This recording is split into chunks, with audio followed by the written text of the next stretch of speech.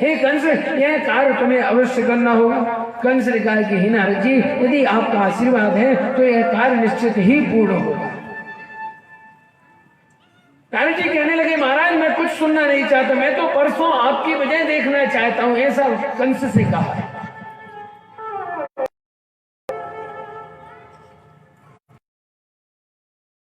वृंदावन आए और कृष्ण बलराम दोनों भाई जो थे गौ चराकर लौट रहे। नारद जी को जैसे कृष्ण बलराम ने देखा, दोनों ने प्रणाम किया, वंदन किया। भगवान बोले कि नारद जी, आज आप मेरे यहाँ पधारे, बड़ी कृपा की। ये सुनकर नारद जी बोले कि भगवान पहले ये बताओ कि कंस का उद्धार आप कब करोगे, कंस को आप कब मारोगे। भगवान बोले कि हे नारद जी बताओ, मैं कौन होता हूं मारने वाला, और न मैं कंस को मार सकता हूं न बचा सकता हूं।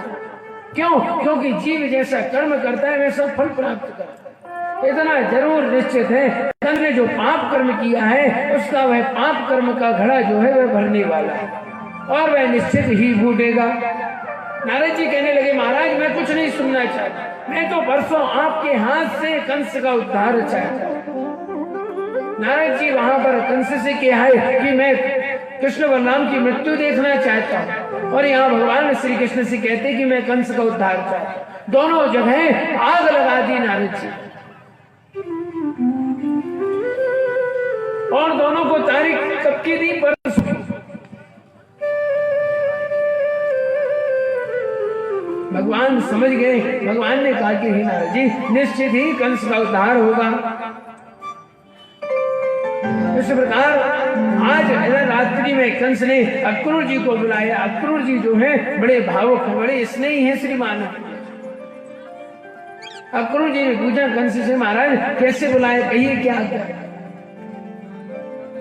कंस ने कहा कि देखो अक्रूर जी, मैं आपसे छुपाना कुछ नहीं चाहता, आपको वृंदावन जाना है। वृंदावन जाकर आपको एक काम करना है कि वासुदेव जी के जो दो पुत्र हैं कृष्ण बलराम, दोनों पुत्रों को मथुरा लेकर आना है आपको।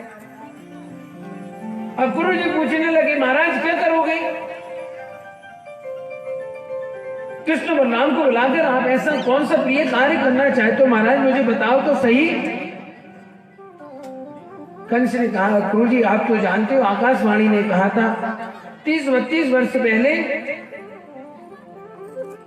कि देवकी का जो अष्टम गर्भ है वह मेरा काल होगा। भाई मुझे मालूम हुआ है कि वह कृष्ण ही देवकी का अष्टम गर्भ है, और तुम दोनों भाइयों को लेकर आओ। जब मैं दोनों भाई मेला की शोभा देखते रहेंगे, इतने में मैं दोनों को मार दूंगा।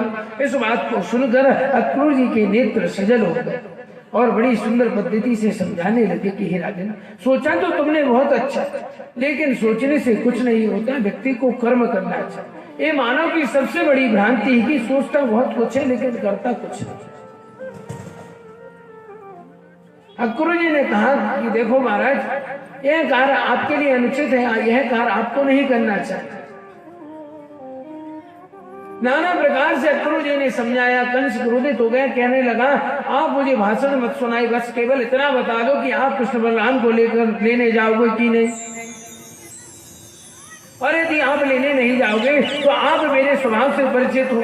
अक्रूर जी ने सोचा कि ये बड़ा दुष्ट है, नहीं गए तो मार डालेगा, इसलिए रथ सजाया। प्रातःकाल रथ का मुख जो है वृंदावन की ओर कर। कहते हैं कि अक्रूर जी जो है रथ पर विराजमान हो गए। उसमें वृंदावन से नंदगांव पहुंचने तक करीबन 20 मिनट का समय लगता है, लेकिन अक्रूर जी ठीक 10 घंटे में पहुंचे। रथ का मुख है वृंदावन की ओर और महात्मा अक्रूर जी की जो है समाधि लगती है। मन में बड़ा सुंदर विचार उत्वेलित हो रहा है। अक्रूर जी मन में विचार करते हैं कि ऐसा कौन सा सुंदर कार्य मैंने किया, ऐसा कौन सा सत्कर्म किया आज जो मुझे केशव का दर्शन प्राप्त होगा। और मन में सोचने लगे कि सबसे बड़ा है कि श्री कृष्ण का मुझे दर्शन हो जाएगा। बड़े बड़े मनीषी संत जो हैं भगवान के दर्शन के लिए तरसते हैं, और आज वह परात्पर अखिलेश्वर जो है मुझे काका कहकर पुकारेगा, पता नहीं क्या क्या बोलेगा।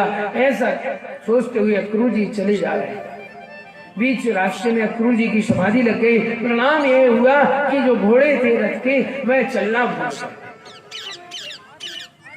कहीं पर जलाशय बड़ा तो घोड़े जो है पानी पीने में तन्मय हो गए, कहीं हरी हरी घास लगी तो उस घास को चरने में लग गए। पहुंचते पहुंचते 10 घंटे का समय लग गया। जहां से वृंदावन की सेवा प्रारंभ होती है वहीं से अक्रूर जी रथ से नीचे कूद पड़े। रास्ते में कृष्ण बलराम जो है गौ चराकर लौट रहे। भगवान श्री कृष्ण ने जैसे ही अक्रूर जी को देखा प्रसन्न हो गए। काका जी आ गए, काका जी आ गए ऐसे कहकर दौड़ने लगे। दौड़ लगा दी भगवान श्री कृष्ण।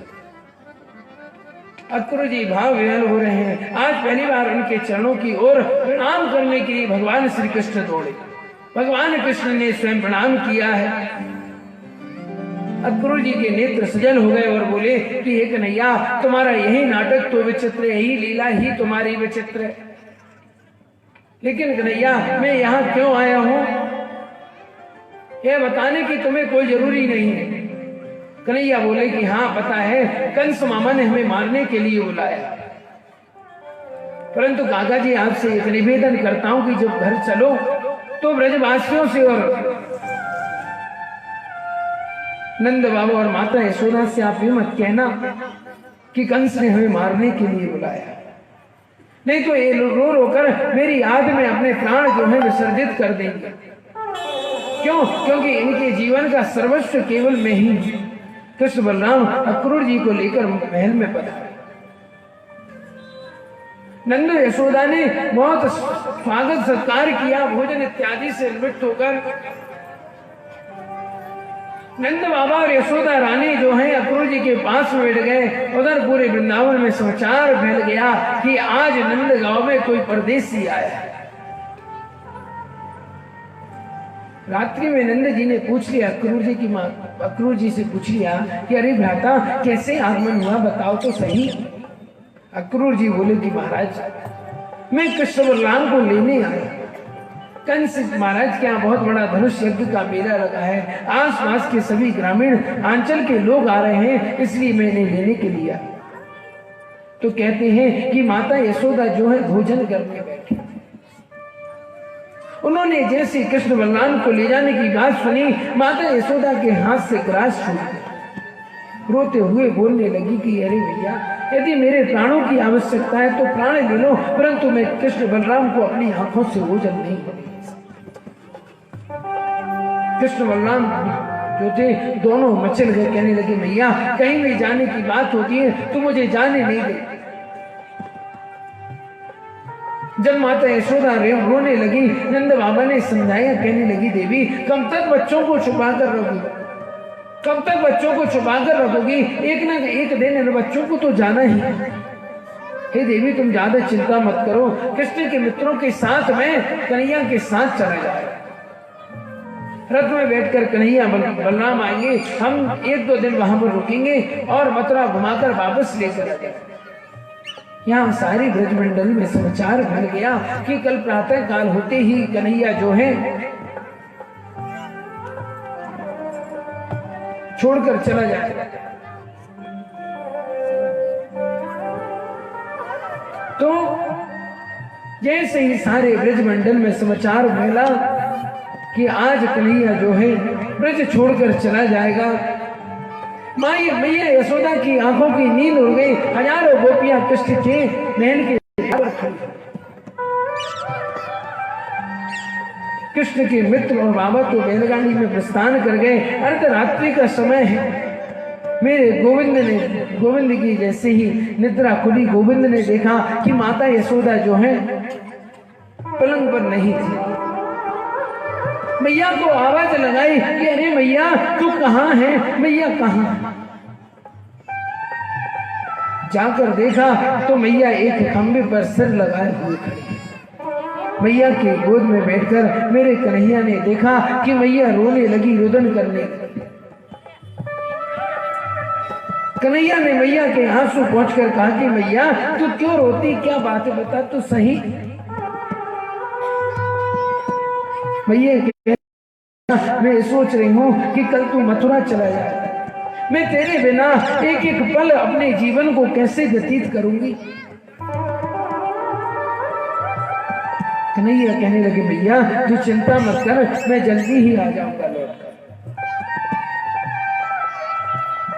प्रातः 4 बजे ब्रह्म मुहूर्त में जैसे ही महल के मुख्य द्वार को खोला तो मेरे गोपाल ने नजर डालकर देखा तो लाखों गोपियां खड़ी हैं, उनके मध्य में किशोरी राधा रानी जी।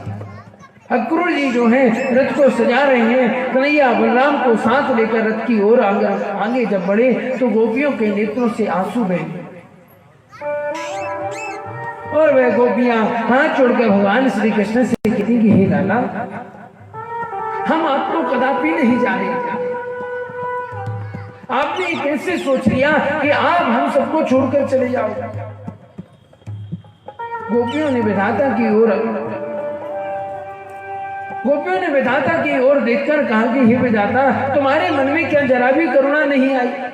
तुम्हारे मन में जरा भी प्रेम नहीं आया क्या? तुम पहले तो जीव में प्रेम जागृत करते हो, एक दूसरे के प्रति आकर्षित करते हो और मिलन के पहले उनका बिछोड़ कर देते हो। हे परमात्मा, ये तुम्हारी आदत जो है मुझे अच्छी नहीं लगी। गोपियां अक्रूर जी से कहने लगी, अरे अक्रूर, मुझे तो लगता है कि विधाता ने ही तुम्हें अक्रूर के रूप में क्रूर बनाकर भेज दिया है।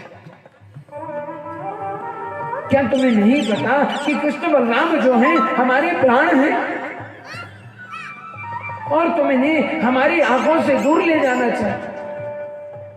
एक गोपी ने देखा, कहा अरे गोपी, किस परमात्मा की बात करते हो? देखो हमारे कन्हैया सरकार प्राणाधार जो हैं रथ में बैठकर चले जा रहे हैं।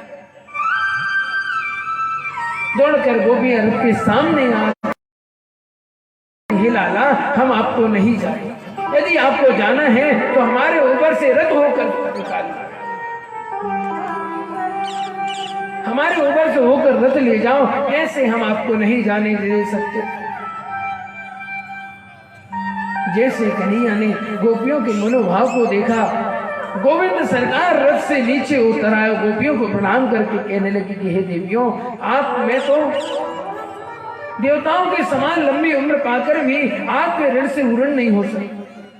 हे किशोरी राधा रानी सरकार, आप तो जानती हैं कि यदि मैं मथुरा नहीं जाता तो मेरी आगे की लीलाएं जो हैं संपन्न नहीं हुई, इसलिए मुझे जाने की आज्ञा प्रदान करें, अनुमति प्रदान करें। जैसे गोपाल प्रणाम करके रथ में विराजित होकर चले, माता यशोदा जो है रोती रोती महल से दौड़कर आ और कहने लगी, अरे भैया, कोई रथ को तो रोक लो, कोई रथ को तो रोक। मैया दौड़ी गिरती आ रही है। कृष्ण बलराम दोनों ने जैसे ही देखा कि मैया रोते आ रही, कृष्ण बलराम दोनों जो है रथ से नीचे उतरे। कृष्ण बलराम दोनों मैया के अंग से लिपट गए। पूछा, मैया क्या बात है, क्यों रोती हैं? मैया ने प्रेम आंसुओं से लाला के सिर को भिगो दिया और उनसे रोते हुए कहने लगी कि हे बेटा, हे लाला, मुझे आज पता चला कि तू मेरा पुत्र नहीं है। तू यदि मेरा पुत्र होता तो मुझे छोड़कर कदापि नहीं जाता। मुझे पता है कि तुम वासुदेव नंदन नहीं, तुम देवकी नंदन, और मैं तुम्हें रोक भी नहीं सकती। मैं किस अधिकार से तुमसे निवेदन करूं, किस अधिकार से रोकने का आग्रह करूं? लेकिन कन्हैया सुन, एक ग्वालिन गोपी होने के रिश्ते से मैया यशोदा कहती हैं कि एक ग्वालिन गोपी होने के नाते मैं तुमसे एक निवेदन करना चाहती। मैया कहने लगे, बोलो मैया, क्या निवेदन है?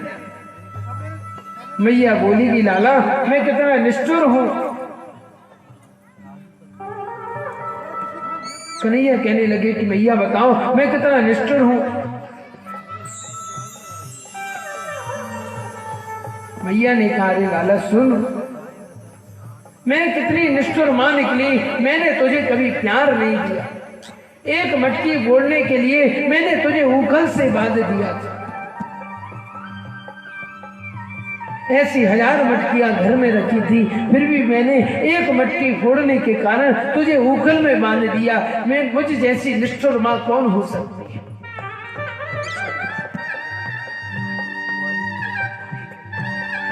हे कन्हैया, मेरी इन बातों को कभी स्मरण मत कर। कृष्ण बलराम दोनों माता यशोदा के चरणों में गिर पड़े और हिलकियां देकर भगवान श्री कृष्ण जो है रुदन करने लगे। कृष्ण बलराम कहने लगे कि हे मैया, मैं दुनिया के सारे प्रेम को भूल सकता हूँ, परंतु माँ आपके प्रेम को नहीं भूल सकता, क्योंकि आपने जो मुझे प्रेम दुलार दिया, जो प्रेम दिया है, जो वात्सल्य भाव दिया, मैं कदापि मुझे कोई नहीं दे सकता। मैया, मैं आपके बंधन, आपके प्रेम के बंधन में जो बना हुआ हूँ, मैं मुझे प्रेम के बंधन में कोई नहीं बांध सकता। मैया कहने लगे, अरे लाला, मैंने तुझे कितना परेशान, कितना दंड दिया, उन सखियों को लाना देने पर मैंने तुझे छड़ी दिखाई। अरे लाला, मुझे क्षमा कर दे। इस प्रकार भगवान श्री कृष्ण माता यशोदा के चरणों में प्रणाम किया।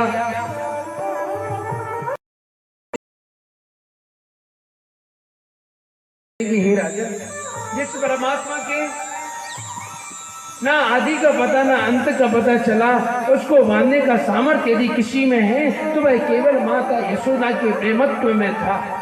बार बार मैया का वंदन किया, बार बार भगवान श्री कृष्ण जो है प्रणाम करते हैं ब्रज की भूमि को, और भगवान श्री कृष्ण रथ पर आरूढ़ हो गए।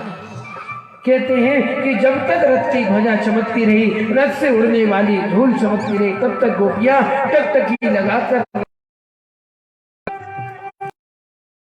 कि शायद भगवान मेरे लाला को हमारी याद आ जाए, तो शायद कन्हैया जो है लौट कर वापस आए। परंतु जब रथ की ध्वजा का चमकना और धूल का उड़ना बंद हो गया, तो गोपियों ने अपने हृदय पर पत्थर रख लिया।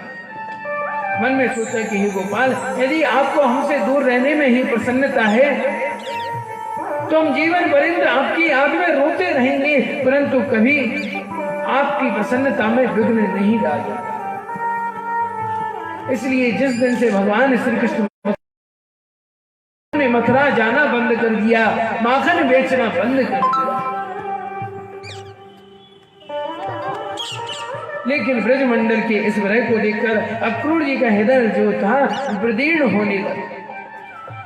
मन में सोचने लगे अक्रूर जी की मैंने यह अच्छा नहीं किया, रोते बुलकते ब्रजवासियों को छोड़कर चल दिया मैंने। तो रास्ते में अक्रूर जी स्नान किया। अक्रूर जी ने स्नान करते वक्त अक्रूर जी ने शेष नाग पर गोविंद का दर्शन किया। तो यहाँ पर अक्रूर जी के संदेह की निवृत्ति हो गई कि यह तो साक्षात पूर्ण पर ब्रह्म परमात्मा है, इन्हें मारने का सामर्थ्य किसी में नहीं है, यहाँ तक कि कंस में भी नहीं है। अब कृष्ण के मित्र नंद बाबा मथुरा के पास यमुना बाग में रुके हैं। यहाँ कृष्ण बलराम ने जाकर प्रणाम किया। नंद बाबा बहुत प्रसन्न। कन्हैया कहने लगे कि बाबा देखो मथुरा नगरी कितनी सुंदर दिखती है, कितनी बड़ी बड़ी अट्टालिकाएं दिख रही हैं। अक्रूर जी कहने लगे कन्हैया, यहाँ पर एक छोटी सी कुटी मेरी भी है, आप मेरे घर भी बना रहिएगा। अक्रूर जी से कन्हैया ने अक्रूर जी से कहा कि काका जी, अभी मैं किस योजन से आया हूँ, अभी मैं उसके लिए बात हूँ, फिर कभी आपके लिए घर अवश्य आऊंगा, आने का प्रयास करूंगा। इस प्रकार कंस ने सारी मथुरा की सजावट करा दी है, और कंस ने सभी को निर्देश कर दिया कि कोई कृष्ण बलराम का स्वागत नहीं करे। लेकिन मथुरा वासी तो कितने वर्षों से आस लगाए हुए बैठे। क्यों? क्योंकि जीवन में आशा करनी है तो गोविंद से मिलने की करो। इस प्रकार सभी कन्हैया सरकार के मन में बस एक ही ताक है। कौन सी ताक? कि मैं मथुरा का भ्रमण करूं। आज नंद बाबा से निवेदन किया, बाबा मैं मथुरा में भ्रमण करना चाहता। नंद बाबा मन विचार करने लगे कि कन्हैया बहुत उद्यमी, यदि कहीं गया कुछ गलत कार्य हो गया तो अभी झगड़ा होने लगे। नंद बाबा ने मना कर दिया। कन्हैया रोने लगे, कहने लगे बाबा जाने दो ना, जाने दो ना। तो बलराम जी के साथ भेजा। बलराम जी के साथ जब कन्हैया सरकार जो है मथुरा नगरी में प्रवेश कर रहे हैं, मथुरा के नर नारी मेरे गोपाल का स्वागत करते हैं। आज भगवान श्री कृष्ण की उम्र 11 वर्ष 55 दिन की हो। माताएं जो गोविंद पर पुष्पों की वृष्टि कर रही, आपस में चर्चा करने लगी कि ये जो सांवले हैं ना वह श्री कृष्ण हैं, और यह जो गोरे हैं ना वह बलराम जी हैं। कृष्ण बलराम पर माताएं सुमन वृष्टि करने लगी। इस प्रकार सब सखा कन्हैया से कहने लगी, कन्हैया हमें तो शर्म आती। कन्हैया ने कहा किस बात की शर्म? तो कहने लगे देखो लाला मथुरा में प्रवेश किया तो पुष्पों की वृष्टि होने लगी। अब ये बताओ जब तुम्हारे मामा के यहाँ जाएंगे तो न जाने कितना स्वागत होगा। तो कन्हैया सोचने लगे लगता है कि मेरे सगा ये सोचते हैं कि मामा के यहाँ जाएंगे तो घी और पूरे के पीड़े खिलाएगा मेरा मामा।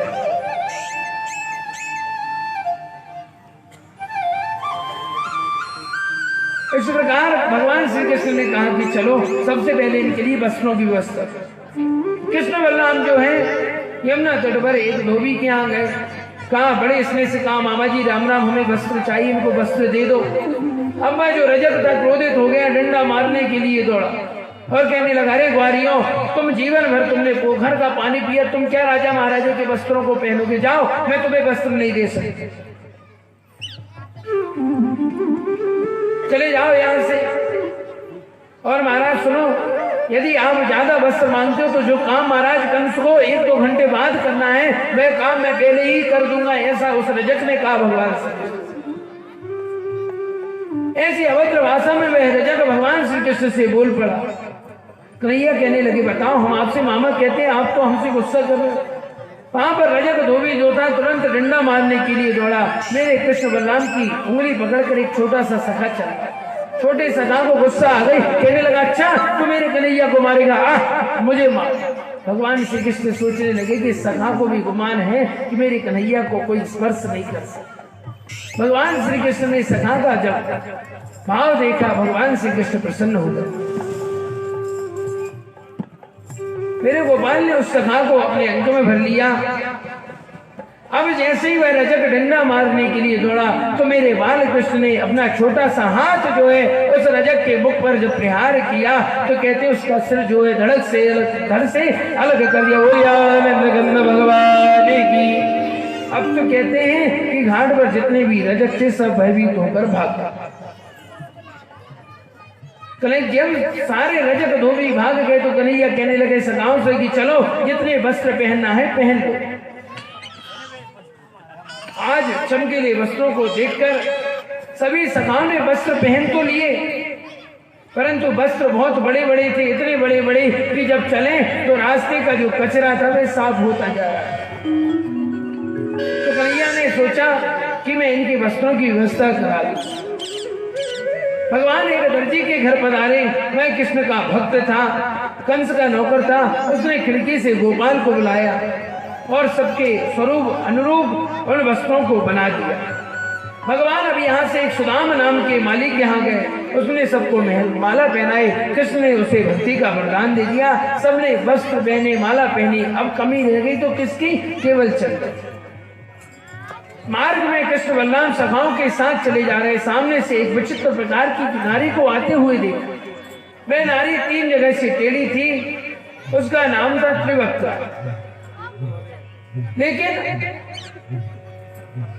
वह जो नारी थी अपने मुख को घूंघट से ढकी हुई थी, परंतु मेरे गोविंद किसी का सौंदर्य नहीं देखते, वह केवल मन देखते हैं। तो भगवान श्री कृष्ण ने जाकर उस नारी से पूछ लिया कि हे सुंदरी आप कौन हो? एक चंदन की कटोरी लेकर कहाँ जाती हो? आपका परिचय बताओ, और यदि आपकी इच्छा हो मेरा मन तो करता है कि आप मुझे यह चंदन लगाओ। जैसे ही भगवान ने पूछा कि हे सुंदरी कौन हो, वह बहुत प्रसन्न हो गई। कहने लगी प्रभु आप मेरा परिचय पूछते? भगवान ने कहा आपका परिचय बताओ। कहने लगी गोपाल मैं आपको क्या परिचय दूं? मैं कंस की दासी हूं, मेरा नाम है सेनंद। लेकिन कमर 3 जगह से टूटी है तो मेरा कोई नाम नहीं लेता, मुझे सब कुब्जा कहते हैं, त्रिवक्रा कहते हैं। आज मेरे जीवन का पहला दिन है जिसने मुझे परम सुंदरी कहा। कभी दुनिया के लोगों ने मेरा परिचय नहीं पूछा। महाराज, कंस को मैं मेरे हाथ के द्वारा घिसा हुआ चंदन लगाती हूँ, लेकिन आज मेरा मन कर रहा है कि जो चंदन है वह आपके मस्तिष्क पर लगा। तो भगवान ने कहा हाँ देवी लगाओ। तो आज कब्जा ने जो है भगवान को सुंदर चंदन लगाया है, और जैसे ही चंदन लगाया गोपाल के नेत्रों से आंसू झर पड़े,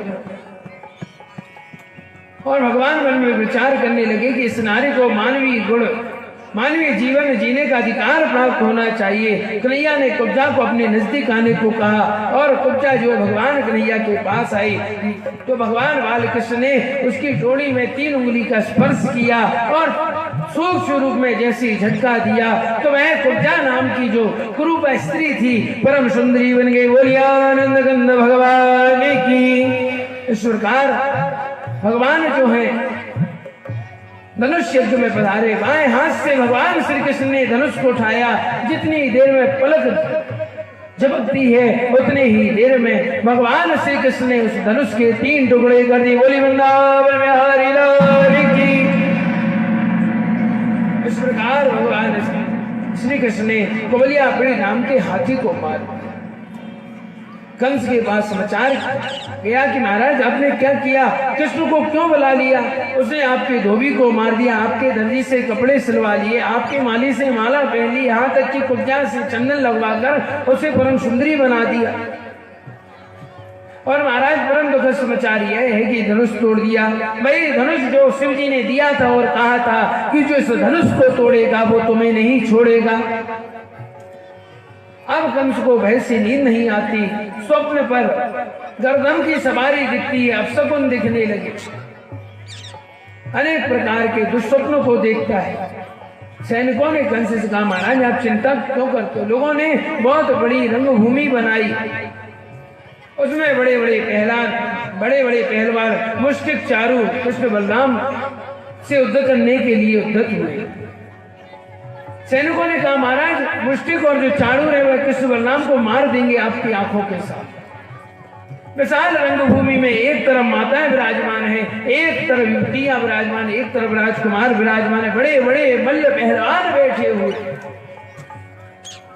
कंस महाराज का सिंहासन ऊंचाई पर लगा हुआ है। कृष्ण बलराम दोनों भैया रंगभूमि में प्रवेश कर गए। कृष्ण तो एक ही है, लाखों नर नारी बैठे हुए। आश्चर्य है कि कृष्ण एक ही है परंतु सबको अलग अलग रूप में दिखाई देता है। बड़े बड़े मल्ल पहलवानों को मेरा गोविंद जो है पहाड़ जैसे दिखाई दे रहे, नव युवतियों को कृष्ण कामदेव के समान दिखाई देते हैं। राजकुमारों ने भगवान श्री कृष्ण को देखा और कंस को भगवान श्री कृष्ण साक्षात काल के रूप में दिखाई दिए। चार और मुष्टिक ने आज कृष्ण बलराम को युद्ध भूमि में ललकारा है और कहा आओ कृष्ण, आज तक मैंने तुम्हारी पूरी लीलाओं को देखा है। गोकुल में तुमने बहुत नाटक किया, आज आओ तुमको मुझसे युद्ध करना पड़ेगा। कन्हैया कहने लगे रे मामा जी हमसे तो लड़ना आता ही नहीं है, हम आपसे युद्ध कैसे करेंगे? तो चाणूर ने कहा कैसे नहीं आता? पूतना को भेजा, पूतना को मार दिया, सक्रासुर को भेजा, तृणावर्त को भेजा, रिष्टासुर को भेजा, कासुर जितने भी असुर को भेजा सबको मार दिया। कृष्ण कहने लगे मामा जी आपकी सौगंध खाकर कहते हैं कि हमसे युद्ध करना नहीं आता और आप कहते हो कि राक्षसों को मारा। तो मामा जी हम आपसे क्या कहें, जितने भी राक्षस यहाँ से गए थे सब मरे हुए ही गए थे यहाँ से, मैंने किसी को नहीं मारा, हमने तो केवल यमुना जी में बस फेंका है।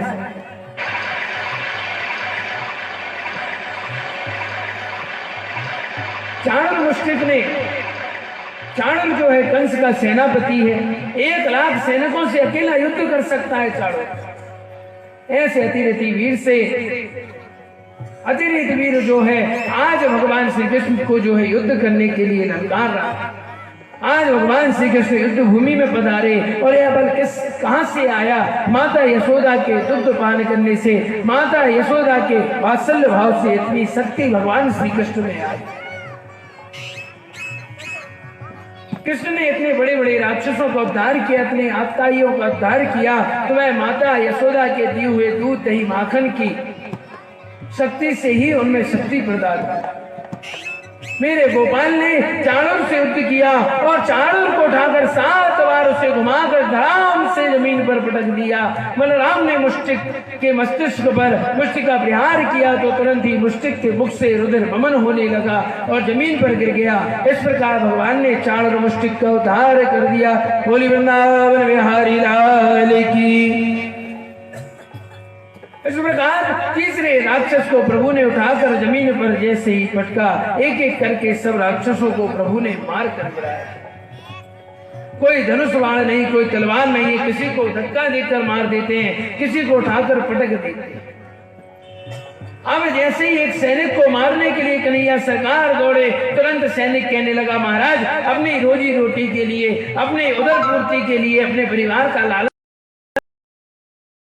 नौकरी करता हूँ, परंतु सेवक तो भक्त तो आपका ही हूँ। तो भगवान ने उसे छोड़ दिया। कहते हैं कि भगवान श्री कृष्ण जो है छलांग लगाकर कंस के सिंहासन पर जाकर खड़े हो।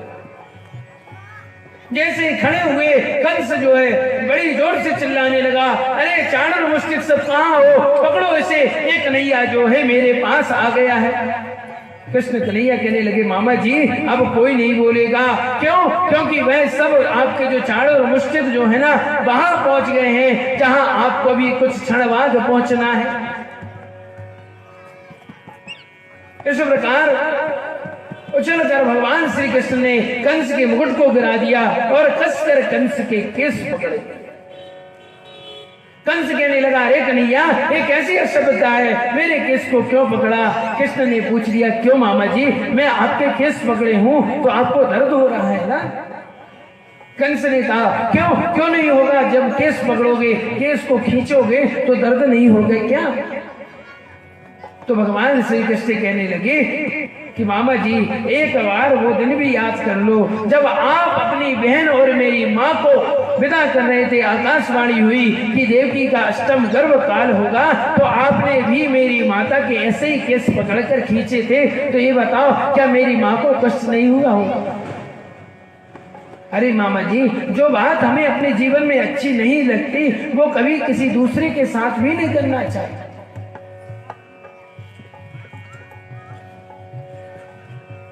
भगवान श्री कृष्ण कहने लगे कि देखो मामा जी मैं आपके सामने हूं। कंस कहने लगा, छोड़ दो मुझे। कन्हैया कहने लगे कि मामा जी हमसे तो केवल पकड़ना ही आता है, छोड़ना नहीं आता, और जिसको पकड़ लेते हैं उसका उद्धार करके ही उसे छोड़ते हैं, उसके पहले किसी को छोड़ा ही नहीं मैंने।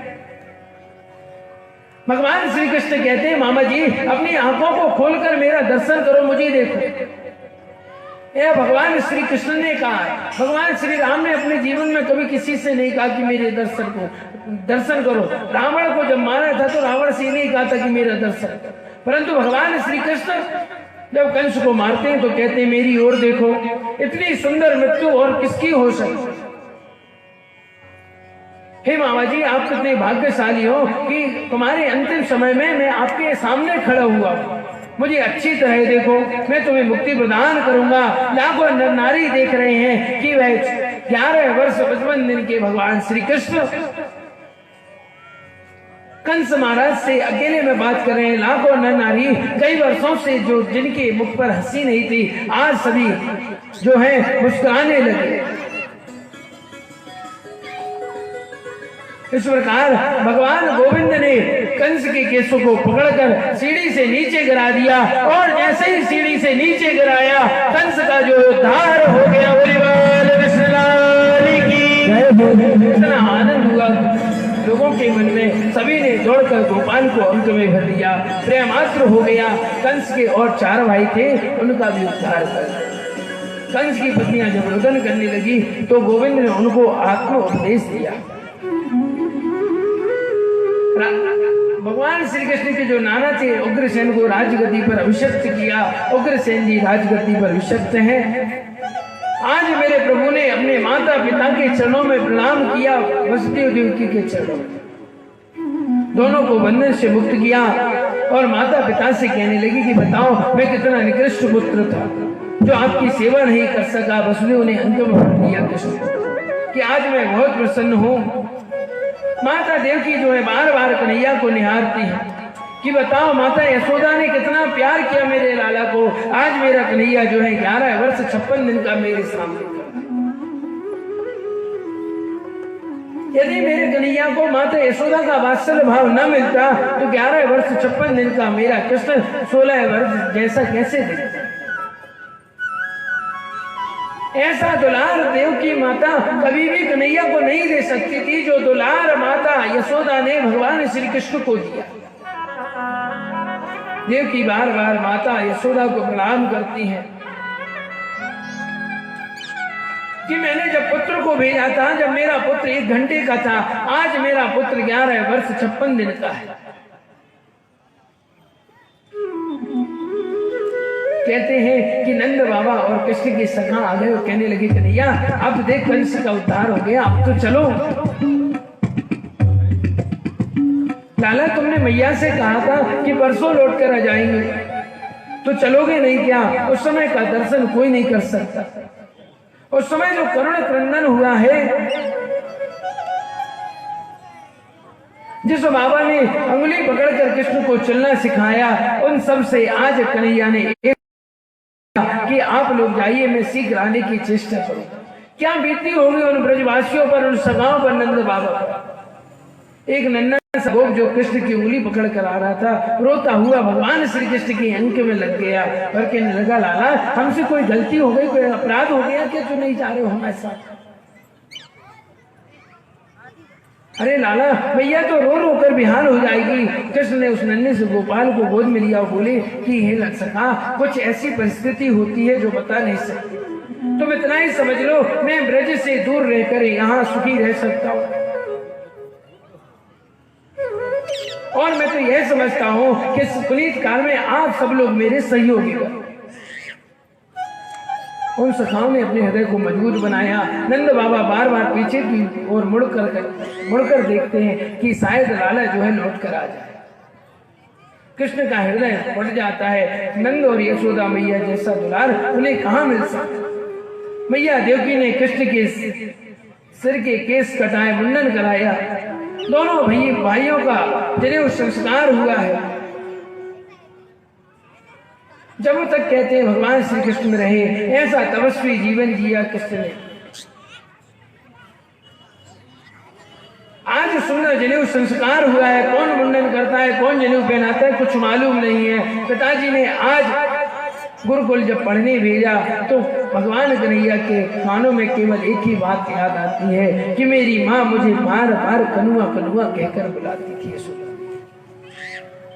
आज पिताजी ने गुरुकुल पढ़ने को भेजा, सारी विद्याओं को भगवान श्री कृष्ण ने पढ़ा, धनुर्विद्या को पढ़ा। वहीं सुदामा जी से मैत्री हो गई। लौटते समय अपने गले से लगाकर अपनी नगरी में आने के लिए निमंत्रित किया। गुरु दक्षिणा में जो गुरुदेव के पुत्र की मृत्यु हो गई थी, उसे यमपुरी से लाकर गुरु जी को प्रदान किया। पंचजन्य नाम राक्षस से युद्ध करके 5 जन्य नाम शंख जो है प्राप्त कर लिया होगा। गुरुदेव और माता जी का आशीर्वाद लेकर भगवान श्री कृष्ण आए और माता पिता के चरणों में प्रणाम किया है। जिस दिन से भगवान गुरुकुल से पढ़कर आए, उस दिन से भगवान श्री कृष्ण का मन घर में नहीं रहा।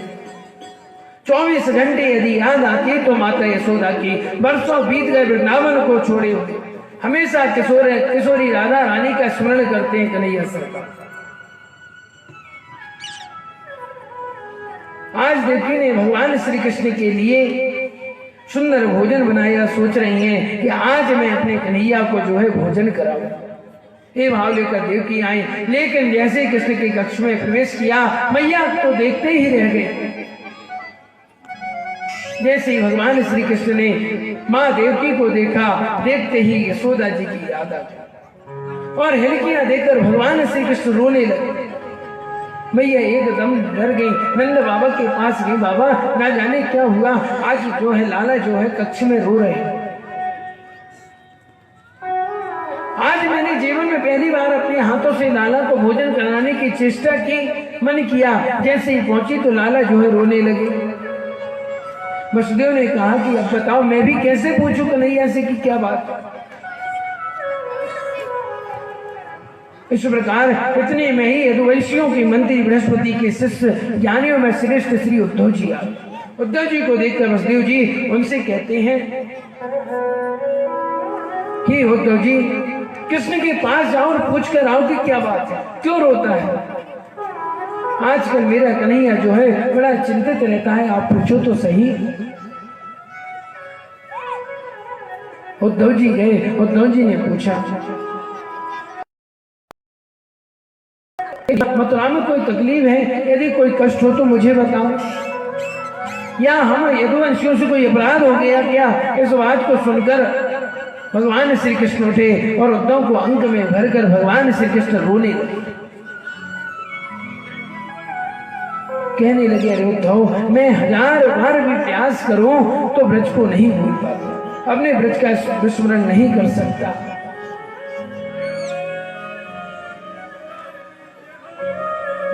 इस प्रकार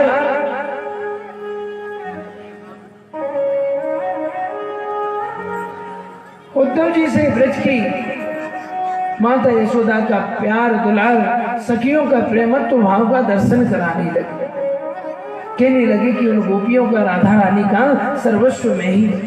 इसलिए उद्धव जी मैं तो यह चाहता हूं कि आप एक बार वृंदावन जाओ और माता यशोदा और गोपांगनाओं को मेरा समाचार सुनाकर। उद्धव ने टेढ़ी नजर से गोविंद को देखा, कहा वारे कन्हैया तुम्हें बताओ ब्रज की याद आ रही है, पर ब्रह्म को ब्रजमंडल की याद आती है।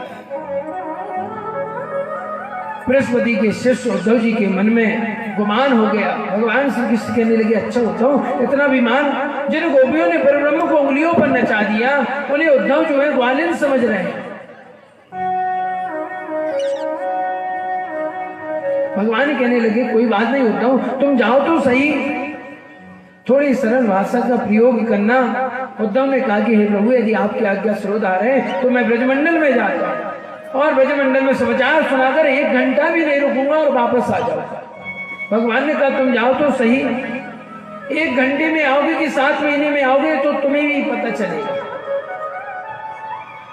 भगवान श्री कृष्ण ने मोर पंख जो है उद्धव जी को लगा दिया, जो कारी कमरिया उड़े को दे दी, जिससे कि उद्धव जी को सारे ब्रजवासी पहचान सके। उद्धव ने रस सजाया, प्रेम की नगरी वृंदावन की ओर चले, जहां प्रेम का सागर बहता है। जिस दिन से कृष्ण वृंदावन को छोड़ के गए उनके मित्रों की परिस्थिति जो है बदल गई। मथुरा वाले जितने भी गोपी थी गोप थे, सब मार्ग पर बैठ जाते, सोचते कि हमारा लाला आ रहा होगा। इस से लेकर शाम तक सब वही भगवान कन्हैया की राह देखते।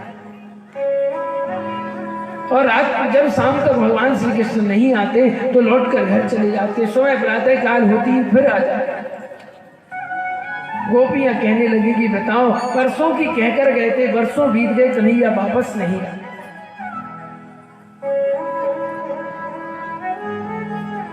गोपियों ने एक सुंदर रथ को आते देखा, रथ की ध्वजा चमकी, सारे ब्रजवासी दौड़ पड़े, ऐसा लगा जैसे हमारा कन्हैया आ गया। सब ब्रजवासी दौड़ पड़े, एक नन्हा सा सखा जो है झुंड में छुप गया।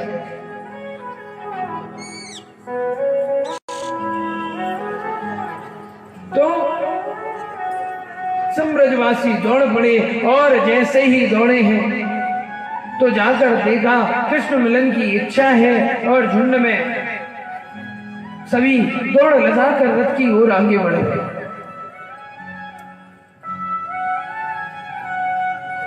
जैसे ही रथ के पास पहुंचे तो देखा कि कन्हैया सरकार रथ में नहीं बैठे। जैसे ही रथ रुका, ब्रजवासियों ने रथ को चारों ओर से घेर लिया। रथ में किसी और को बैठे देखा, किसको? उद्धव जी। उद्धव जी ने तुरंत सभी से जय श्री कृष्ण किया। उद्धव जी ने कहा कि भैया मैं उद्धव हूँ, मथुरा से आया हूँ, कृष्ण का मित्र गोविंद ने मुझे भेजा। आप लोग बता सकते हैं कि माता यशोदा का दर्शन मुझे कहाँ सुलभ होगा? ब्रजवासी तो पहले मौन हो गए। उद्धव से बोले कि बारे कन्हैया, वर्षों बाद यदि आई तो कैसी याद आई कि मित्रों को भेजा? भैया बुरा जो है ना, बारात बुलवा लो अपने घर से कि यहीं लगाओगे। बारात घर से लगाओ कि यहीं से? हाँ तो फिर बैठे रहो। तो गोपियां कहने लगी बारे कन्हैया यदि याद आई तो कैसी याद आई? बरसों बाद आई और किसे भेजा? अपने मित्र को भेजा है। उद्धव जी कहने लगे कि अरे गोपियों आप अन्यथा मत समझो, मैं सत्य कहता हूँ कि आप लोगों का स्मरण करते हुए कन्हैया ने मुझे यहाँ पर भेजा है। मुझे मैया यशोदा से मिलना है, नंद बाबा के दर्शन करना है। ब्रजवासी कहने लगी कि हो तो माता यशोदा की महल का मार्ग बताना जरूरी नहीं है, क्योंकि जिस दिन से लाला इस नगरी से गए हैं उस दिन से माता यशोदा और नंद बाबा का रो रो कर बेहाल हो चुके हैं। उनके नेत्रों की ज्योति समाप्त हो गई। कृष्ण की याद में रोते रोते जो श्रवण शक्ति थी वह भी कमजोर हो गई है, इसलिए उनके महल का मार्ग बताना जरूरी नहीं है। तो उद्धव जी ने कहा कि मैं पहुंचूंगा कैसे? ब्रजवासी कहने लगी कि उद्धव ये तुम पानी देख रहे हो? कहा हाँ। कहने लगे जो पानी है ना, जहां इस पानी का अंत हो जाए समझ लो वही माता यशोदा का महल है। क्योंकि उद्धव ये कोई नदी नहीं है, कोई ये पनारा नहीं है। जिस दिन से कन्हैया गए हैं उस दिन से माता यशोदा रो रो कर इतनी बेहाल हो गई कि आंसुओं के पनारे बह गए। उद्धव जी ने सोचा कि मैंने ऐसा आकर्षण पहले कभी नहीं देखा। उद्धव जी रथ से नीचे उतरे, धीरे धीरे यशोदा की महल की ओर जा रहे। 85 चौक वाला नंद रानी का महल है, जिस महल में कभी मैया ताली बजा बजाकर कृष्ण को नृत्य कराती थी। आज वह महल सूना पड़ा हुआ है। उद्धव जी ने नंद रानी के महल में प्रवेश किया। उद्धव जी जैसे ही नंद रानी के महल में प्रवेश किए तो कोने कोने से जय श्री कृष्ण की आवाज निकली। उद्धव जी देखते रह गए, बड़ा विचित्र प्रेम आकर्षण को देखा। नंद रानी माला लेकर बैठी। उद्धव ने जाकर प्रणाम किया कि हे माता, मैं उद्धव हूँ, मैं आपको प्रणाम करता हूँ, आप मेरा प्रणाम स्वीकार करो। जैसे ही उद्धव ने जोर से प्रणाम किया, यशोदा जी के हाथ से माला छूट गई। चिल्लाकर बोली, अरे भैया थोड़ा धीरे बोल, धीरे बोल। इतनी जोर से क्यों बोलता है? मेरा लाला जो है बड़ी परिश्रम से मैंने अभी अपने लाला को पलने में सुलाया है, इतनी जोर से बोलेगा तो मेरा लाला जग जाएगा। मैया ने जैसे ही कहा, उद्धव जी के ज्ञान की पहली सीढ़ी धोती खिसक गई। मैया से कहने लगे, मैया आप कह रही हो कि गोविंद मुझे छोड़कर कहीं नहीं जाता। उद्धव जी को लेकर मैया जैसे ही पल्ले के पास पहुंची और पल्ले को देखा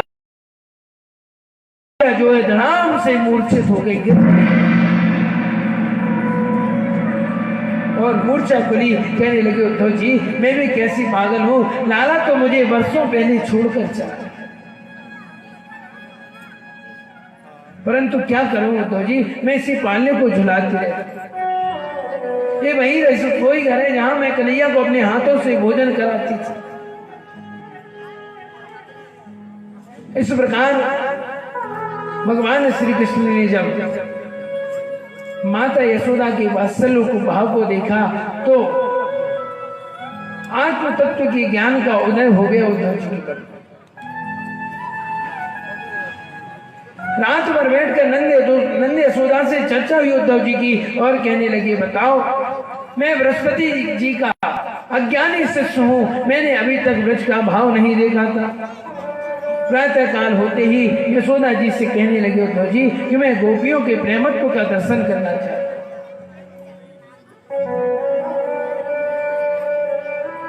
उद्धव जी एक बगीचे में गए, देखा लाखों गोपियों के बीच में किशोरी राधा रानी जो है शांत बैठी हुई। जिस दिन से कृष्ण जो है ब्रज छोड़ कर गए, गोपियों ने अपने घर का काम धंधा जो था सब छोड़ दिया, केवल कृष्ण की याद में तन्मय है। उद्धव जी जो है गोपियों के पास पहुंचे, एक सखी हाथ जोड़कर बोली कि हे उद्धव जी, आज मेरा लाला जो है मुझे बनघट पर मिला था। क्यों? क्योंकि जिस दिन से भगवान श्री कृष्ण गए उस दिन से वह गोपियां स्वयं भगवान श्री कृष्ण बन जाती थी, कोई गोपी कृष्ण बन जाती थी। भगवान ने जितने भी लीला की उन लीलाओं का अवलोकन करती है। किशोरी राधा रानी से पूछ लिया गोपियों ने कि क्या आपको कन्हैया सरकार के दर्शन नहीं हुए? राधा रानी ने कहा नहीं, मुझे दर्शन नहीं हुए। यहाँ पर उद्धव जी ने जैसे गोपियों के प्रेमत्व भाव को देखा, गोपियों के मन में प्रेम देखा, आज गोपियां उद्धव जी से कहने लगी, उद्धव जी आप तो कपटी कृष्ण के दूत तो हम सब जानते हैं, वो आज वो जो कन्हैया है ना, वो आज का नहीं जन्म जन्मांतर का कपटी है। गोपियां बड़े प्रेम भाव से उद्धव जी से कहती, मन न रहे 10-20, हे उद्धव जिस दिन से भगवान श्री कृष्ण मुझे छोड़ कर गए हैं, हमने सर्वस्व त्याग दिया है। गोपियां बड़े सुंदर भाव में भगवान श्री कृष्ण की पुकार करते हुए कहती हैं, प्रेम का बंधन जन्मी जन्मी का, तोड़े से नहीं टूटे, तेरे बिना सोने का नाए सुख चैन सभी, तेरे बिना सोने का नाए सुख चैन सभी छोड़े। प्रेम का बंधन जन्म जन्म का, प्रेम का बंधन जन्म जन्म का, तोड़े से नहीं टूटे, तेरे बिना सोने का नाए सुख चैन सभी छोड़े, तेरे बिना सोने का नाए सुख चैन सभी छोड़े।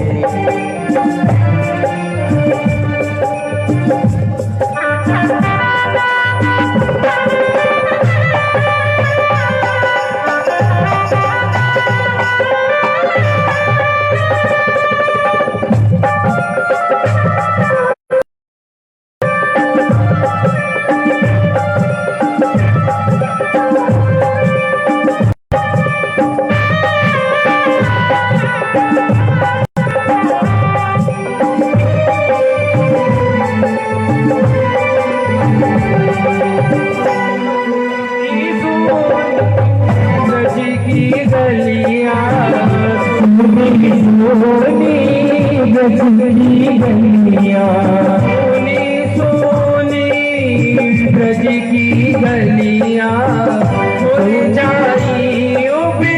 बन की गलियां, बाट निहारे कब से अखियां, कहती है संग तुम तो झूठे हो मन मोहनी, तुम तो झूठे हो मन मोहनी, झूठे तेरे वादे, तेरे बिना सोने का नाए सुख चैन सभी छोड़े, तेरे बिना सोने का नाए सुख चैन सभी छोड़े।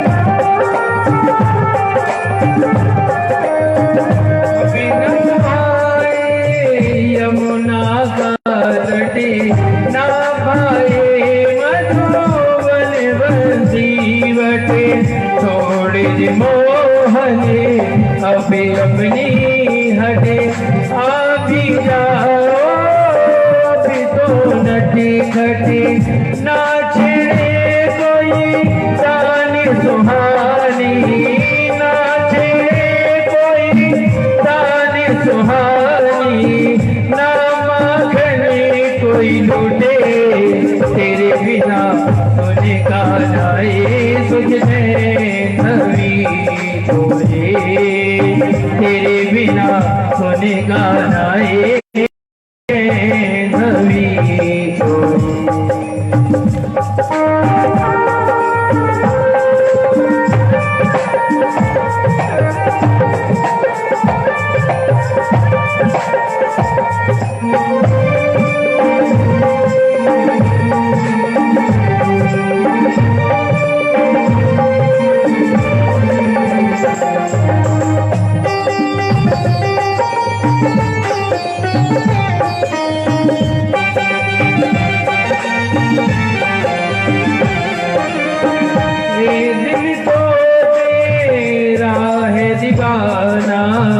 तूने दिल का कर दिन जाना, कितने मेरे मोही हो पाना, प्रीत हमारी भूल न जाना, ना तुमने मोरी खबरिया, नीना तुमने मोरी खबरिया,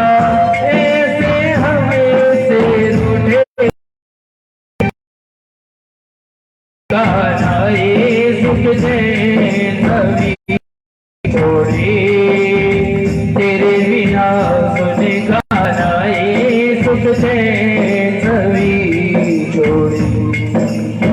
प्रेम का बंधन जन्म जन्म का, प्रेम का बंधन जन्म जन्म का, तोड़े से नहीं टूटे तेरे बिना सोने का नाए सुख से नवी छोड़े, तेरे बिना सोने का नाए सुख से नवी छोड़े, तेरे बिना सोने का नाए सुख से नवी छोड़े, तेरे बिना सोने का नाए सुख से नवी।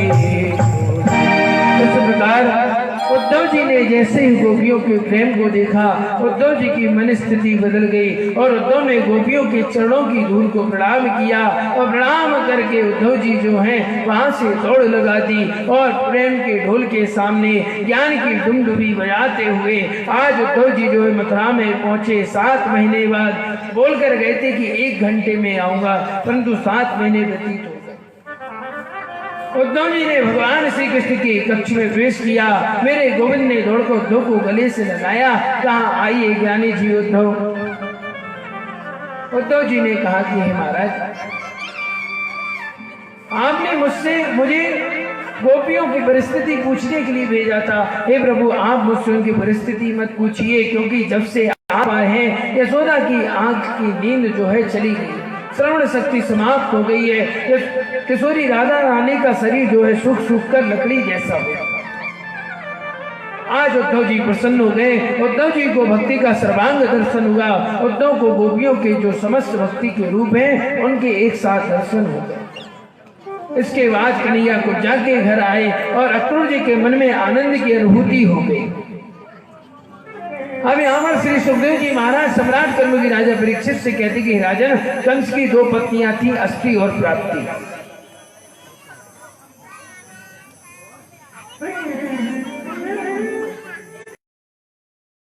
कहते हैं अभिमान को, और अभिमान की पत्नियां होती हैं तो अस्थि और प्राप्ति। अस्थि माने है और प्राप्ति माने होगा। अभिमान है और अभिमान होगा। तो कहते हैं कि जो कंस की दोनों पत्नियां थी, अस्थि और प्राप्ति, दोनों ने जाकर जरासंध से जाकर शिकायत कर दी, अपने पति की मृत्यु की। जरासंध ने 23 अक्षोणी सेना लेकर मथुरा पर चढ़ाई कर दी। कहते हैं कि श्रीमद् भागवत में 18,000 मंत्र है और महाभारत में 1,00,000 मंत्र है। उस 1,00,000 मंत्रों वाले महाभारत युद्ध में कौरव पांडवों की सेना केवल 18 अक्षौणी थी। जरासंध ने अकेले 23 अक्षौणी सेना लेकर मथुरा पर चढ़ाई कर दी। एक बार नहीं, 2 बार नहीं, आक्रमण किया और 17 बार भगवान श्री कृष्ण ने हरा दिया। अब कहते हैं कि कालियावन नाम का राक्षस आया, प्रभु ने मुचकुंद द्वारा उसे भी भस्म कर दिया। प्रभु ने 17 बार जरासंध से युद्ध किया तो 18वीं बार जरासंध ने पंडितों को अनुष्ठान करने के लिए बैठाया और कहा कि इस बार यदि मैं युद्ध में विजय को प्राप्त नहीं हुआ तो तुम सबकी मृत्यु कर दूंगा, तुम सबको मार दूंगा। 11,000 पंडित बैठाए गए। कृष्ण भगवान बलराम जी से कहने लगे, भैया इस बार युद्ध भूमि से भागना पड़ेगा। क्यों? क्योंकि यदि नहीं भागेंगे तो जरासंध तो युद्ध में हार जाएगा और हार जाएगा तो 11,000 पंडितों की मृत्यु होगी और वह श्राप जो है मुझे लगे। हम चंद्रवंशीय क्षत्रिय हैं और यदि ब्राह्मणों की रक्षा के लिए यदि मुझे यह कार्य करना पड़े तो मुझे वह भी तैयार है। तो कहने लगे कि देखो यदि भागोगे तो सब कहेंगे रण छोड़कर भाग गए।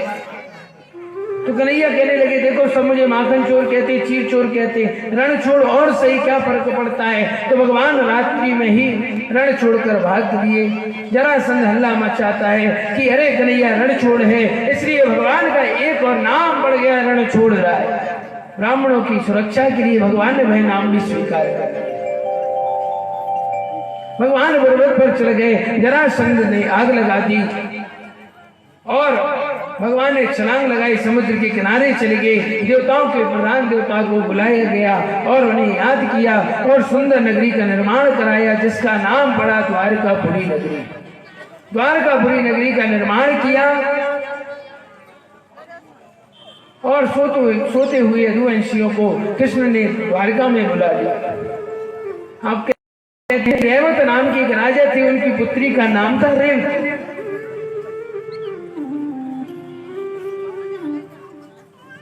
रेवत नाम के जो राजा थे उनकी पुत्री का नाम था रेवती। तो कहते हैं भगवान बलराम का विवाह रेवती जी के साथ हो रहा है, परंतु विवाह होने में एक समस्या आ गई। कौन सी समस्या आ गई कि बलराम जी तो 5 हाथ के थे और जो रेवती जी थी जो थी 12 हाथ की थी। आपने ऐसा कभी देखा दूल्हा दुल्हन की जोड़ी कि पति छोटा रहे और पत्नी बहुत बड़ी 2-4 फुट बड़ी हो जाए? ऐसा बलराम जी के साथ हुआ। तो कन्हैया हंसने लगे, कहने लगे अरे बलराम जी ये भाभी तो आपको गोद में ले लेगी, इतनी बड़ी है, आप इनसे विवाह करोगे? तो भगवान ने तुरंत ही बलराम जी ने अपना हल उठाया और हल जो है माता रेवती के सिर पर रखा। जब सिर पर रखा तो बैलेंस सही हो गया, बराबरी हो गई, ऊंचाई जो थी बराबरी पर आ गई। भगवान बलराम जी के अनुकूल ऊंचाई की हो गई माता रेवती। तो रेवती का विवाह बलराम जी के साथ हुआ। भगवान श्री कृष्ण मन में विचार करने लगे कि बताओ अब हम द्वारका के राजा तो बन गए और बड़े भैया बलराम जी की भी शादी हो गई, इसलिए अब मेरा भी विवाह होना चाहिए कि नहीं? तो भगवान श्री कृष्ण मन में विचार करने लगे। तो कुंदनपुर के राजा थे भीष्मक। भीष्मक राजा के 5 पुत्र हुए जिसमें बड़े पुत्र का नाम था रुक्मी। 5 पुत्रों के बाद भी कोई पुत्री नहीं हुई। मन में बड़ी बेचैनी है, बड़ी तपस्या की तो समुद्र में कमल के फूल पर उन्हें एक सुंदर नन्ही बालिका मिल गई। उसी का नाम रख लिया रुक्मणी, क्योंकि जो रुक्मणी माता है वह लक्ष्मी स्वरूपा है और जो लक्ष्मी जो है कभी किसी के गर्भ में वास नहीं करती। समुद्र से लक्ष्मी देवी प्रकट हुई थी। जब समुद्र मंथन हुआ तो समुद्र से प्रकट हुई तो नाम हो गया लक्ष्मी, और पृथ्वी से प्रकट हुई वही लक्ष्मी जब पृथ्वी से प्रकट हुई तो नाम हो गया सीता, और आज वही रुक्मणी जो है कमल पुष्प पर प्रकट हुई तो नाम हो गया रुक्मणी। भीष्मक ने कन्या को लाकर रानी को सौंप दिया और आज कहते हैं कि बड़ी आनंद की बात है कि हमें पुत्री मिल गई। रुक्मणी को पढ़ा लिखा कर विदुषी बनाया गया। मन में संकल्प कर लिया कि मथुराधिपति वसुदेव के पुत्र कृष्ण से इसका विवाह करूंगा। आजकल कृष्ण द्वारका में आ गया, लेकिन कभी कभी घर में क्या होता है कि जब पुत्र बड़ा हो जाता है तो माता पिता की बात नहीं मानता। बड़े पुत्र रुक्मी ने शिशुपाल से सगाई तय कर दी रुक्मणी, और पिताजी से बोला कि पिताजी परसों स्वयंवर है और बड़े बड़े राजकुमार आएंगे, रुक्मणी से कह दो कि शिशुपाल के गले में ही माला पहनाए, क्योंकि मैंने शिशुपाल को वचन दे दिया है। रुक्मणी को जब पता चला कि मेरा विवाह शिशुपाल से होना है तो रुक्मणी ने अपने भाभी से जाकर कहा कि भाभी जी, आपको तो पता है कि मैं बचपन से ही द्वारकाधीश को अपने पति स्वरूप में वर्ण कर चुकी हूँ। रुक्मणी जी ने पत्र लिखा और यह पत्र पंडित जी द्वारा द्वारकापुरी में भेजा। कितना सुंदर पत्र लिखती है रुक्मणी। सुंदर पत्र लिखते हुए कहती है, श्रुत्वा घोड़ान भवन सुंदर शरणवताम में निर्विश्य कर्ण विवर्हे हरतोंगताव रूपम दृशादृशमताम अखिलार्थ लाभम पय्यच्युता विशति चैत्रमपत्रमं मे। माता रुक्मणी भगवान श्री कृष्ण को पत्र लिखते हुए कहती कि हे गोपाल, मैंने आपके गुणों को नहीं सुना। सुप्पा गुणान भवन सुन तृणवताम में सुंदरम। इसलिए रुक्मणी लिखती है कि मैंने आपको देखा भी नहीं, केवल आपके गुणों को सुना। हे गोपाल, आप सोचोगे कि ये नारी कौन है जो हमें पत्र लिखती है? तो महाराज, ऐसी कौन सी नारी है जो आपकी झांकी को सुनकर आपको नहीं चाहेगी? हे प्रभु, आप आइए और मुझे यहाँ से लेकर चलिए, क्योंकि प्रभु जो वस्तु सिंह को मिलना चाहिए वो वस्तु यदि सियार हरण कर ले जाए वो उचित नहीं है। मेरी सगाई शिशुपाल से हो गई, परंतु मैंने बचपन से ही आपको पति रूप में वर्ण किया। रुक्मणी स्वयं पत्र में प्रश्न लिखती है और स्वयं जवाब देते जा रही है कि प्रभु, मैं अंतःपुर में रहती हूँ। आप ये सोचोगे कि लेकर कैसे जाओगे? तो हमारे कुल की परंपरा है कि विवाह से पहले बेटी कात्यायनी का पूजन होता है,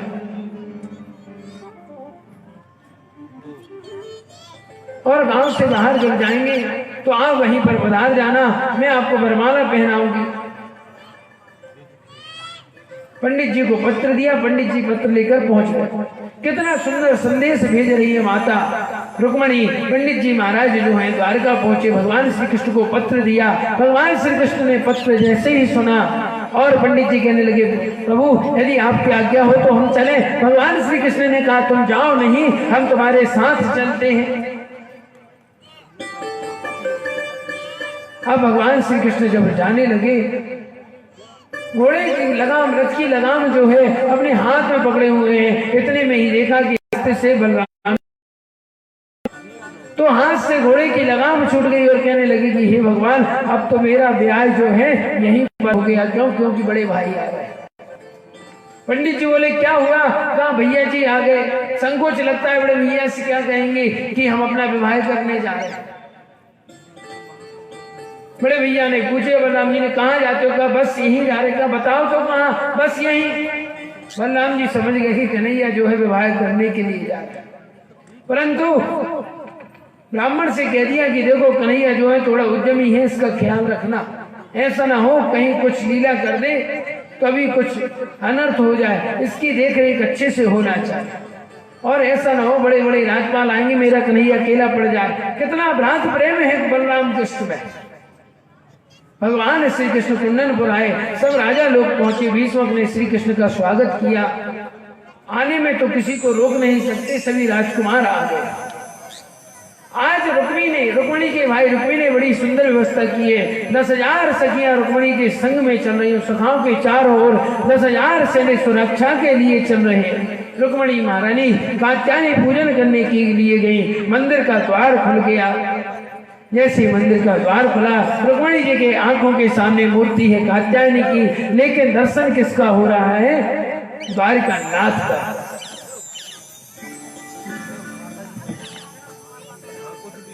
तो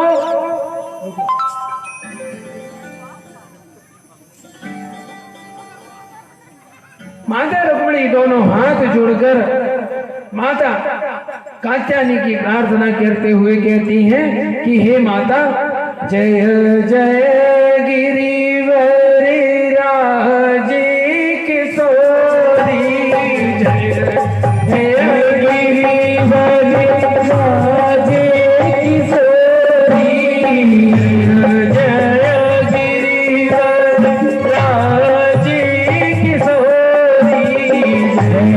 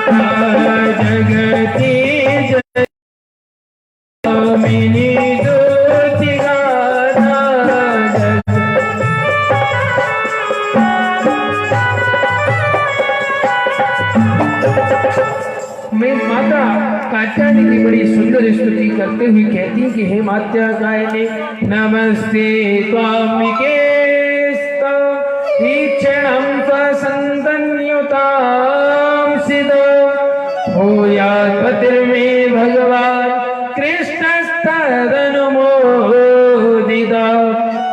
कहने लगे कि हे मात्या कात्यायनी, मैं आपके चरणों में प्रणाम करती हूँ, बस एक ही वर दे दो कि भगवान श्री कृष्ण ही मुझे पति रूप में मिले। इतना कहना ही था, माता कात्यायनी के हाथ से पुष्प गिर पड़ा। जैसे ही गिर पड़ा तो वरदान तुरंत ही प्राप्त हो गया, तत्काल ही वरदान मिल गया। 10,000 सैनिक खड़े हुए हैं, मंदिर के पीछे से निकल कर वहां पर गोविंद भगवान प्रकट हो गए। वृंदावन बिहारी लाल की। इस प्रकार भगवान गोविंद आए। जैसे ही भगवान श्री कृष्ण आए, 10,000 सैनिक जो है भगवान श्री कृष्ण के सौंदर्य को देखते रह गए। कोई कहता है भैया पीताम्बर देखो, कोई कहता मुकुट देखो, कोई कहता अरे चरण की खड़ाऊ देखो।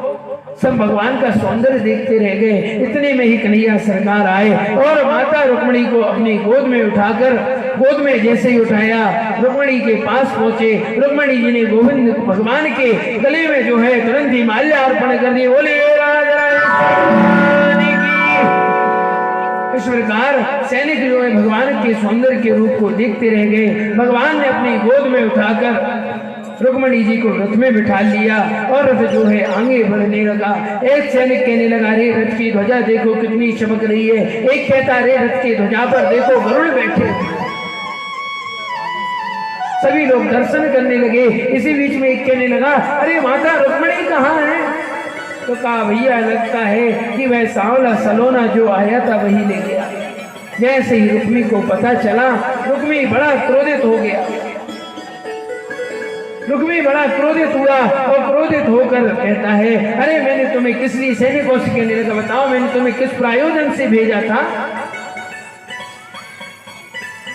और बताओ तुम लोग क्या देखते रहे? सब कहने लगे, भैया क्या करें, कब वह सांवला सलोना आया और कब ले गया, हम तो बुखार बिंद देखने में लगे रहे। रुक्मिणी कहने लगा, बताओ 10,000 सैनिकों के बीच में कैसे ले गया? सैनिक कहने लगे, महाराज एक बार तो मुझ सांवले सलोने को मारने के लिए दौड़े, परंतु वह हंस गया और हंसने के बाद क्या हुआ महाराज, वह हमें नहीं पता। जब वह सांवला सलोना चला गया जब मुझे पता चला। कृष्ण का पीछा किया, रुक्मिणी के भाई से भगवान श्री कृष्ण का युद्ध हुआ। कृष्ण ने उसको पकड़कर उसकी आधी दाढ़ी मुझ जो है मुंडवा दी और रथ के चक्के में बांध लिया। बलराम जी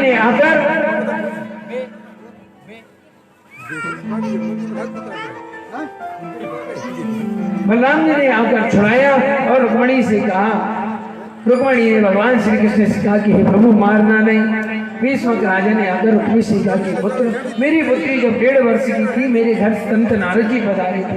नारद जी ने कहा था कि रुक्मणी कोई साधारण नहीं है, लक्ष्मी स्वरूपा है और लक्ष्मी स्वरूपा का विवाह विष्णु स्वरूप से ही होता है। इसलिए मन की मलिनता को मिटाओ पुत्र, और यह सुंदर विवाह जो मुझे है अपने हाथों से, रुक्मणी का कन्यादान जो है मुझे अपने हाथों से करने दो। भीष्मक के पुत्र रुक्मी ने अपने पिता की बात मानी और रुक्मणी जी को वापस लेकर आए। और आज भगवान श्री कृष्ण की द्वारिकापुरी में कुमकुम पत्रिका भेजिए। भगवान भारत लेकर द्वारिका देश पधारे हैं, भारत का स्वागत किया। कृष्ण के मित्र भी है साथ में, बहुत धूमधाम से विवाह हुआ। सांडल मुनि मंत्रोच्चार कर रहे हैं, सबके मन में बड़ा आनंद हुआ। क्यों? क्योंकि यह कोई साधारण व्यक्ति का विवाह नहीं है, मेरे कन्हैया सरकार का विवाह है। अभी यहाँ पर भी हमारे अखबार परिवार द्वारा रुक्मणी जी का कन्यादान होगा, फिर भगवान का पाद प्रक्षालन होगा। राधा रानी सरकार थोड़ी सामने करो, उनको पीछे करो, सामने करो भगवान, उनका पूजन होगा। आप सभी 2-2 4-4 करके आएंगे, है ना, एक के ऊपर एक चढ़ते जाते हो। ऐसा ना हो आप अपना सर्वस्व भगवान श्री कृष्ण को अर्पण कर दो और भगवान श्री कृष्ण हमारे, और सर्वस्व अर्पण कर दोगे तो मंदिर में ले जाएंगे, जीवन पर्यंत भगवान की सेवा करनी पड़ेगी। बताओ, है मंजूर अपनी गृहस्थी को छोड़ के आप मंदिर में रहो? तो इसलिए 2-2 4-4 करके पद प्रक्षालन करिए। आप लोग भगवान के पैर पूजिएगा, है ना। जब तक अपन सभी लोग, कल कौन कौन कह रहे थे बारात में आएंगे, वो हाथ खड़ा कर लो, है ना, जल्दी से खड़े कर लो हाथ अपने अपने।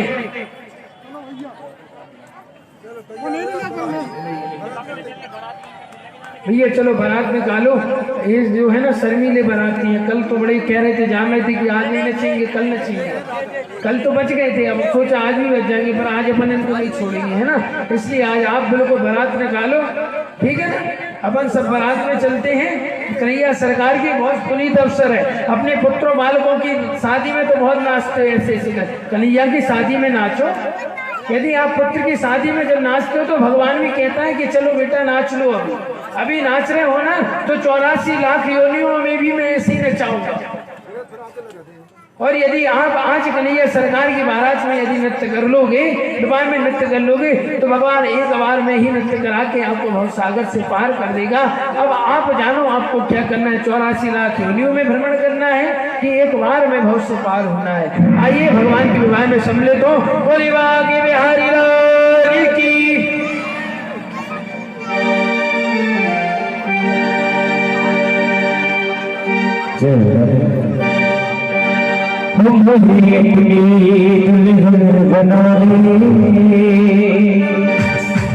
शाम तेरी बनी हुई है, मुझे अपनी दुल्हन बना ले।